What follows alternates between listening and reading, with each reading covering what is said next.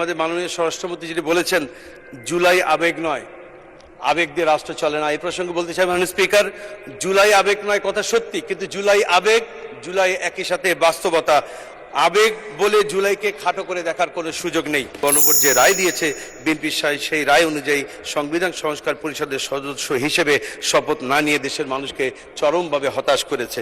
মাননীয় স্পিকার, জুলাই সনদ 2025-এর আদেশের 11-তে বলা হয়েছে পরিষদের অধিবেশন আহ্বান, কোরাম, ভোটদান ইত্যাদি শিরোনামের বলা হয়েছে সংসদ নির্বাচনের ফল ঘোষিত হইবার 30 পঞ্জিকা দিবসের মধ্যে যে পদ্ধতিতে জাতীয় সংসদের প্রথম অধিবেশন আহ্বান করা হইবে অনুরূপ পদ্ধতিতে সংবিধান সংস্কার পরিষদের প্রথম অধিবেশন আহ্বান করা হইবে। কিন্তু অত্যন্ত পরিতাপের বিষয় মাননীয় স্পিকার, জাতীয় নির্বাচন অনুষ্ঠিত হয়ে গেছে, আজ 1 মাস গত হতে যাচ্ছে, কিন্তু এখন পর্যন্ত সংবিধান সংস্কার পরিষদের প্রথম অধিবেশন আহ্বান করা হয় নাই।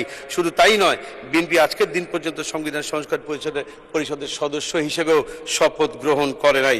মাননীয় স্পিকার, গণভোটের মাধ্যমে জনগণের যে আকাঙ্ক্ষা প্রকাশিত হয়েছিল, সেখানে বিএনপির মতো একটি বৃহৎ রাজনৈতিক দল শুরুতেই সংবিধান সংস্কার পরিষদের শপথ না নেওয়া জনমনে বিভ্রান্তি সৃষ্টি হয়েছে। বিএনপি জুলাই সনদে বিশ্বাসী কিনা, গণ অভ্যুত্থানের গণাকাঙ্ক্ষার প্রতি শ্রদ্ধাশীল কিনা, জনগণের প্রত্যাশা অনুযায়ী সংবিধান সংস্কার করে নতুন এক বাংলাদেশ বিনির্মাণ করবে কিনা, এসব প্রশ্ন এখন জনমনে ঘুরপাক খাচ্ছে। মাননীয় স্পিকার, আমরা আশা করি সকল জল্পনা কল্পনা অবসান ঘটিয়ে বিএনপি জনগণের অভিপ্রায় অনুযায়ী জুলাই জাতীয় সনদ বাস্তবায়ন আদেশ 2025 এবং গণভোট 2026-এর গণরায় অনুযায়ী সংবিধান সংস্কার পরিষদের সদস্য হিসেবে শপথ নেবে এবং দেশের মানুষের 70% মানুষের হ্যাঁর পক্ষে রায় দিয়েছে। এই দুটো ভোট একসঙ্গে হয়েছে, একই সঙ্গে ফল প্রকাশ হয়েছে। গেজট।